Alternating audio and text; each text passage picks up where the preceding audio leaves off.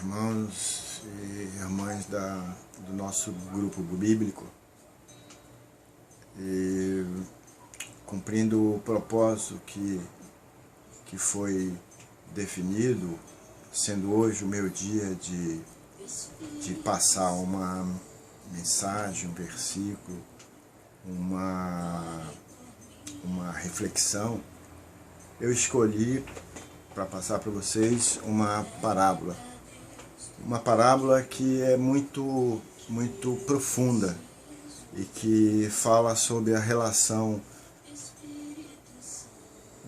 de Deus com a humanidade ao longo desses mais de 5.000 anos de existência do ser humano na Terra.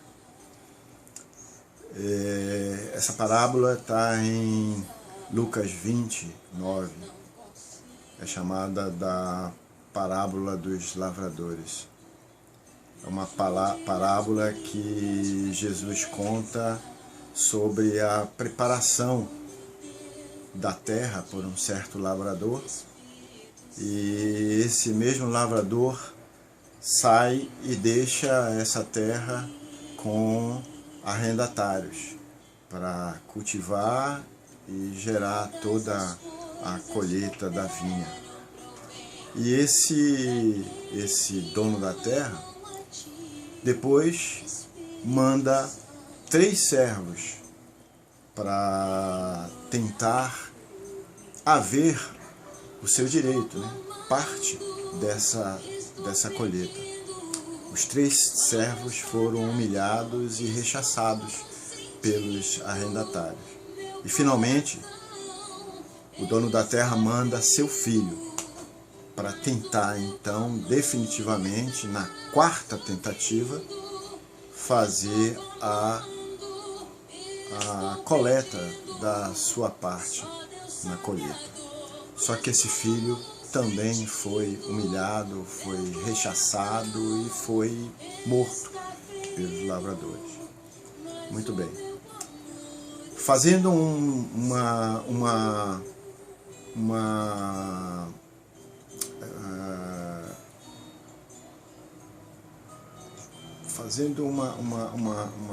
conexão dessa parábola com a relação de Deus com o homem, nós vamos nos remeter lá no início dessa relação. Lá em Gênesis 1, a gente lê pela palavra que Deus criou o céu, criou a terra, criou tudo o que precisava para deixar essa terra à disposição da sua maior criação, o ser humano. E, finalmente, colocou o homem, colocou Adão para cuidar dessa terra. Mas Adão não conseguiu manter a fidelidade com esse Pai, com esse Deus, e acabou se desviando das promessas e dessa relação com Deus. Passaram-se centenas de anos, passaram-se muito tempo, e o homem começou a se rebelar contra Deus. Foi a primeira frustração na relação de Deus com a humanidade.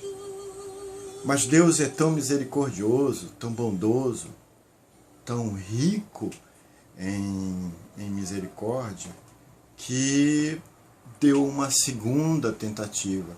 Assim como na parábola dos lavradores, aquele dono da terra mandou o seu segundo servo para tentar reaver parte da sua colheita, Deus também deu uma segunda oportunidade de manter uma relação, de manter um pacto, de manter uma aliança com a humanidade.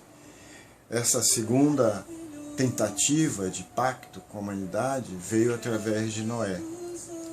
E aí Deus aniquilou toda aquela gente iníqua que pairava na face da terra, e deixou só Noé para tomar conta dessa terra, para dar uma nova roupagem ao ser humano. E Noé começou essa relação com Deus. Passaram-se anos, passaram-se centenas de anos, e novamente esse povo que teve em Noé a relação pactual de aliança com Deus, volta a se rebelar contra ele. E mais uma vez, esse povo se distanciou daquela aliança feita com Noé, por Deus. Mas Deus não se cansa de ser bondoso, Deus não se cansa de ser misericordioso. Ele tenta mais uma terceira vez. Assim como na parábola contada por Jesus, o dono da terra manda o seu terceiro servo para tentar haver a sua parte da colheita, Deus nos coloca uma terceira oportunidade de mantermos um pacto, uma aliança com Ele. Então Deus coloca e faz esse pacto, faz essa aliança agora com Abraão. E diz que a descendência de Abraão vai ser tão numerosa quanto as estrelas no céu. E foi através dessa descendência de Abraão, na terceira tentativa de pacto, de aliança de Deus com a humanidade, que Deus entregou de mãos beijadas ao povo de Israel a terra de Israel, das 12 tribos que vieram da descendência de Abraão. Terra essa que foi conquistada em nome de Deus, muitas glórias em nome de Deus, muitas lutas para conquistar essa terra. Terra essa que foi liderada no êxodo do Egito para a terra prometida por Moisés e depois, posteriormente, por Josué. Terra essa que nasce leite e mel, como diz a palavra. E terra essa que também foi conquistado pelo povo judeu, que não conseguiu manter a sua aliança com o Pai. Muito bem. Passaram-se muitos séculos. E esse povo que teve toda essa glória colocada aos seus pés, de ter uma terra prometida lá nos seus antepassados com Abraão, agora novamente se rebelou contra Deus e se distanciou desse pacto, dessa aliança de Deus com a humanidade. Mas Deus não se deu por vencido. Ele queria conquistar essa humanidade. Ele queria manter essa relação. Sabia que esse povo já estava completamente deturpado na sua relação com Deus, adorando ídolos, se distanciando da relação com Deus, fazendo as coisas mais absurdas com esse Deus que proporcionou toda essa graça a esse povo.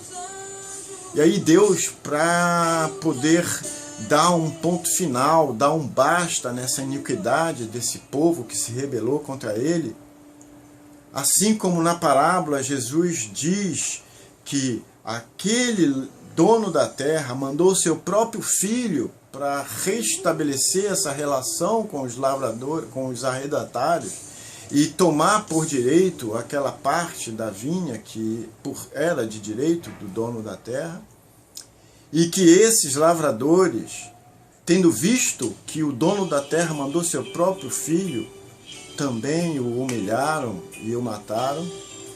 Assim fez o povo de Deus.